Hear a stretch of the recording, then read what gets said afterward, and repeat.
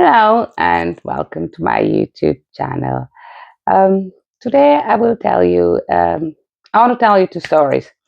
One was I was at a party with my husband, an African party, and I was dancing a very sexy dance with another guy. This dance was called Dombolo. This was at the time the African dirty dancing. And one guy went to my husband and asked him, why, how come you're watching your wife dance like that and you don't seem bothered by it? And my husband just, he had a simple explanation. He said, um, I love my wife. I like my wife to be happy, and she loves this dance and she's good at it.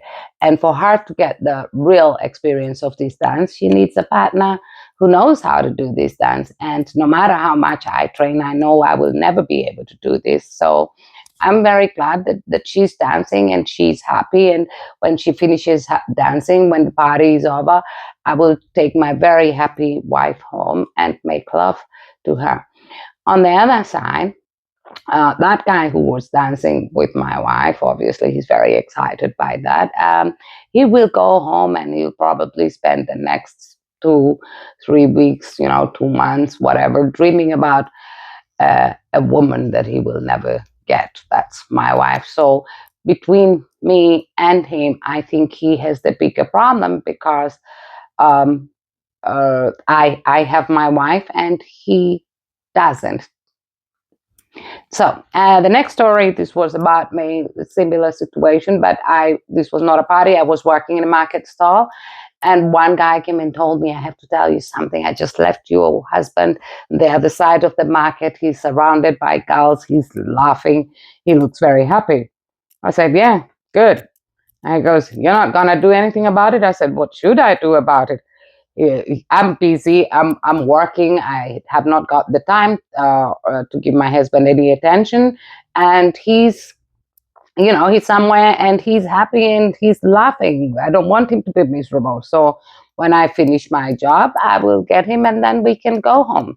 So no biggie. Anyway, this guy was looking at me like I'm speaking another language he could not understand, why I would not leave my market stall and go shout at, embarrass my husband for no good reason. Which brings us to the point of jealousy. Jealousy does not fix anything. Actually, it destroys the, I don't know whether equilibrium is the right word in a relationship. It disturbs the balance. You marry a beautiful girl and you get really upset when people look at her. Why not marry someone very ugly and problem solved? And even that might not be solved because beauty lies on the eyes of the beholder. And vice versa goes for a guy. You have a hot guy and you are all nervous, hot, and bothered because some women are looking at him, or in effect, that other people or that he's looking. Like I went to a party once and there was this woman there with this big, big rock, very nice, beautiful, well presented, quite exposed boobs. And a friend of mine was very nervous about it. She said, I want to move there and then, so that I can see whether my husband is looking. And I'm thinking, so what if he's looking? Even I'm looking, even I notice this is I would want to have such a, set of bazookas, if you may. And I mean, everybody looked. So, but this jealousy issue, because he's looking, yeah, he's looking, they're pretty, but he married you, he's with you, and he is not blind.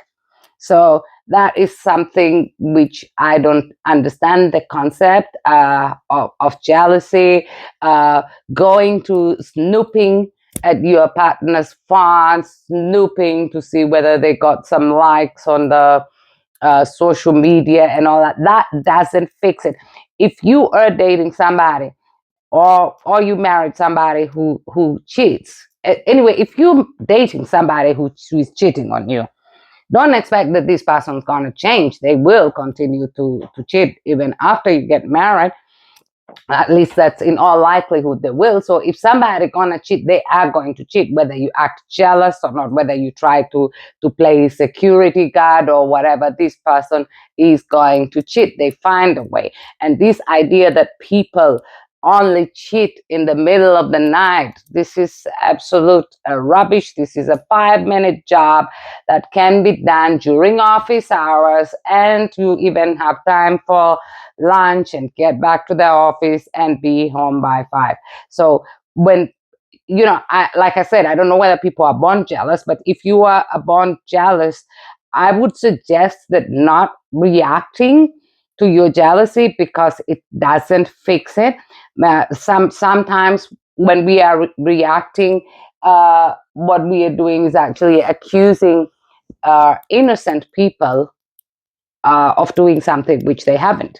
Looking at somebody. I mean, if your guy is telling you you are the only beautiful woman I see, that person is a liar.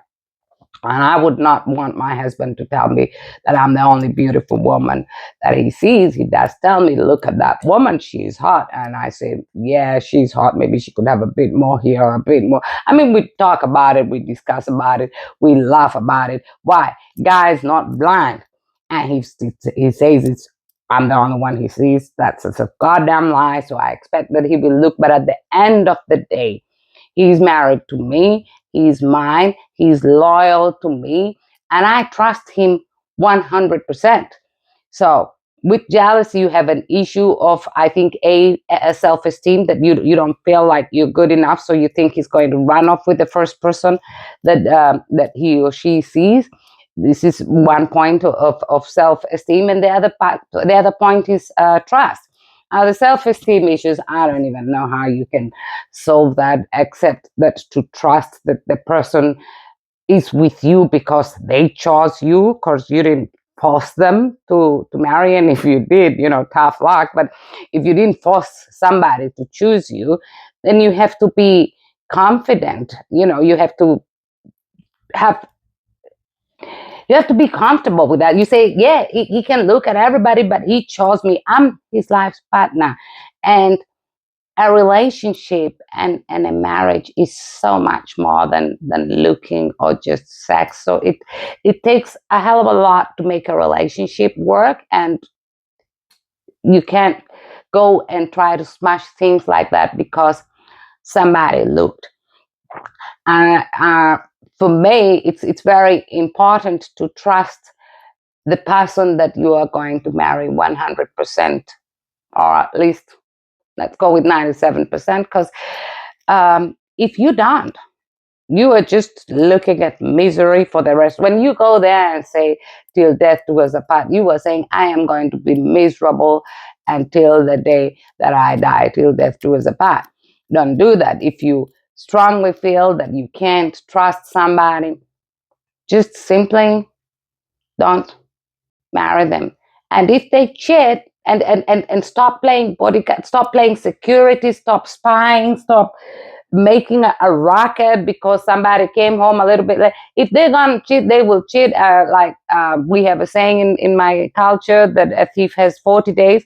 And so if they're gonna cheat, you will find out one day. And then when you do, you can decide whether you're going to stay in this thing or not. If you decide to forgive, don't keep bringing it up every single month, every week, or you cheated last year. Either you forgive and find a way to let it go, or you cut ties and move on and hope that you find Mr. Right. Um, I think that's all I have to say about that. And for that little part, I just wanted to add one little small thing. In my previous relationship, um, I dated somebody who basically had sex with half of London and possibly the neighboring cities.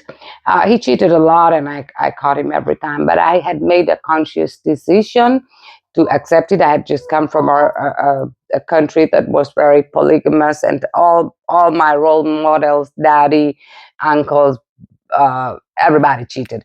So I just figured, why should I dump this man that I like very much and go find another one who's gonna cheat? At the time, of course, I didn't know that men like my husband actually exists, and he's one of the most wonderful, loyal man I know. So in that relationship, what I did is I had a conversation with my boyfriend, and I said, well, I don't want you to bring me any diseases, so it's very important that you use condoms whenever you feel that you can't, um, or won't control yourself. So yeah, I was good with that, and we didn't really fight about it. We would argue about it when it happened, but I didn't really argue. I would be upset, and then in the morning I would just let it ride, because maybe I am that kind of person. But um, so if you can't handle that, if you can't do what I did in my previous relationship and still be happy, then my suggestion to you is, walk away. Walk away. If the trust is broken and you can't repair it, just walk away. So I wish you a very nice evening. Don't forget to share, like, subscribe, comment. If you have any questions, I'll try to address them in my next video. And thank you.